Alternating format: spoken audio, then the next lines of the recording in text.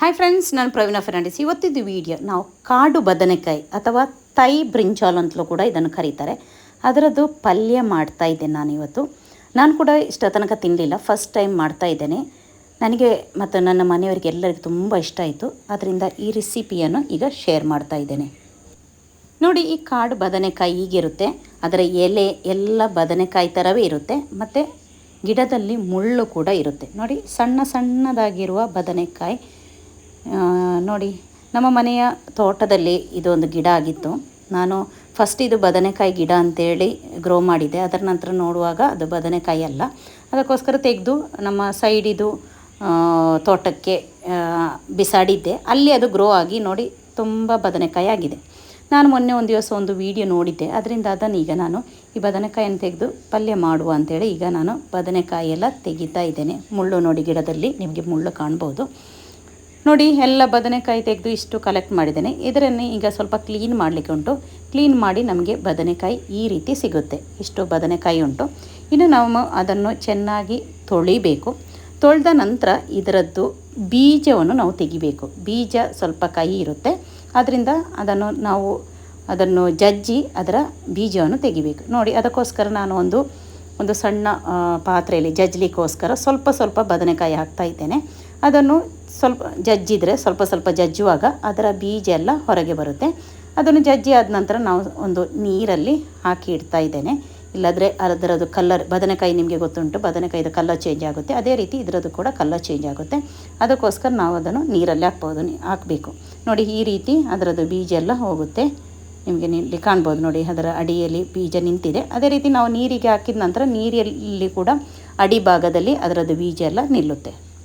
ಹಾಗೆ ಎಲ್ಲ ಬದನೆಕಾಯಿಯನ್ನು ಜಜ್ಜಿ ಅದರದ್ದು ಬೀಜ ತೆಗಿತಾ ಇದ್ದೇನೆ. ನೋಡಿ, ಬೀಜ ತೆಗೆದು ಈಗ ನೀರಲ್ಲಿ ಹಾಕಿ ಇಟ್ಟಿದ್ದೇನೆ ನಾನೀಗ. ಈಗ ಒಂದು ಬನಾಲೆ ತಗೊಂಡು ಅದಕ್ಕೆ ಸ್ವಲ್ಪ ಎಣ್ಣೆಯನ್ನು ಹಾಕ್ತಾ ಇದ್ದೇನೆ. ಎಣ್ಣೆ ಬಿಸಿಯಾದ ನಂತರ ಅದಕ್ಕೆ ನಾನು ಸಾಸಿವೆ ಹಾಕ್ತಾ ಇದ್ದೇನೆ. ಸಾಸಿವೆ ಹುರಿದಾದ ನಂತರ ಈಗ ನಾನು ಅದಕ್ಕೆ ಸ್ವಲ್ಪ ಕರಿಬೇವಿನ ಸೊಪ್ಪನ್ನು ಹಾಕ್ತಾ ಇದ್ದೇನೆ. ಅದರ ನಂತರ ಸ್ವಲ್ಪ ಬೆಳ್ಳುಳ್ಳಿ ಮತ್ತು ಒಂದು ನೀರುಳ್ಳಿಯನ್ನು ಕೂಡ ಸಣ್ಣದಾಗಿ ಕಟ್ ಮಾಡಿ ಹಾಕ್ತಾ ಇದ್ದೇನೆ. ಇದು ಸ್ವಲ್ಪ ಹೊತ್ತು ನಾವು ಫ್ರೈ ಮಾಡಬೇಕು. ಸ್ವಲ್ಪ ಸಾಫ್ಟ್ ಆಗುವ ತನಕ ನಾವು ಸ್ವಲ್ಪ ಫ್ರೈ ಮಾಡುವ. ಈಗ ಇದು ಸ್ವಲ್ಪ ಸಾಫ್ಟ್ ಆಗಿದೆ. ಇದಕ್ಕೆ ನಾನು ಒಂದು ಟೊಮೆಟೊ ಹಣ್ಣನ್ನು ಕೂಡ ಕಟ್ ಮಾಡಿ ಹಾಕ್ತಾ ಇದ್ದೇನೆ. ಇದು ಕೂಡ ಸ್ವಲ್ಪ ಸಾಫ್ಟ್ ಆಗಬೇಕು. ಈಗ ಇದು ಟೊಮೆಟೊ ಕೂಡ ಸಾಫ್ಟ್ ಆಗಿದೆ. ಇದಕ್ಕೆ ನಾನು ಒಂದು ಸ್ವಲ್ಪ 1/4 ಟೇಬಲ್ ಸ್ಪೂನದ್ದು ಅರಸಿನ ಹುಡಿ, ಅದೇ ರೀತಿ ನಿಮಗೆ ಖಾರ ಎಷ್ಟು ಬೇಕು ಅದು ನೋಡಿ ನೀವು ಖಾರ ಹಾಕ್ಬೋದು. ನಾನು ಒಂದು 3/4 ಚಮಚದಷ್ಟು ಮೆಣಸಿನ ಹುಡಿಯನ್ನು ಹಾಕಿದ್ದೇನೆ, ಕಾಶ್ಮೀರಿ ಮೆಣಸಿನ ಹುಡಿ. ಇದು ಸ್ವಲ್ಪ ಫ್ರೈ ಮಾಡ್ತಾ ಇದ್ದೇನೆ. ಫ್ರೈ ಮಾಡಿ ಸ್ವಲ್ಪ ಅದರದ್ದು ಪೌಡರ್, ಇದು ಒಂದು ಸ್ವಲ್ಪ ಸ್ಮೆಲ್ ಹೋಗಲಿಕ್ಕೋಸ್ಕರ ಸ್ವಲ್ಪ ಫ್ರೈ ಮಾಡಬೇಕು.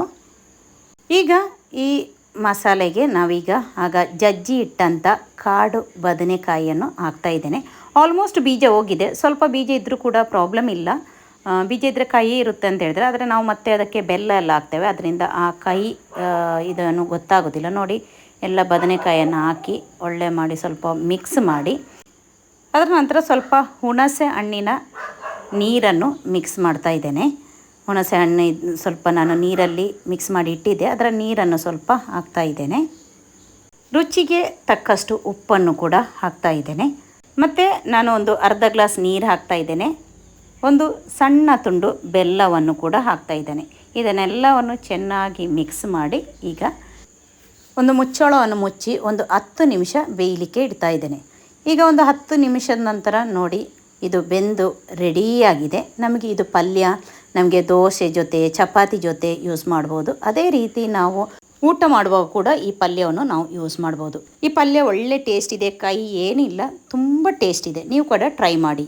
ಈ ವಿಡಿಯೋ ನಿಮಗೆ ಇಷ್ಟ ಆದರೆ ಲೈಕ್ ಮಾಡಿ, ಕಮೆಂಟ್ ಮಾಡಿ, ನಿಮ್ಮ ಫ್ರೆಂಡ್ಸಿಗೆ ಶೇರ್ ಮಾಡಿಕೊಡಿ.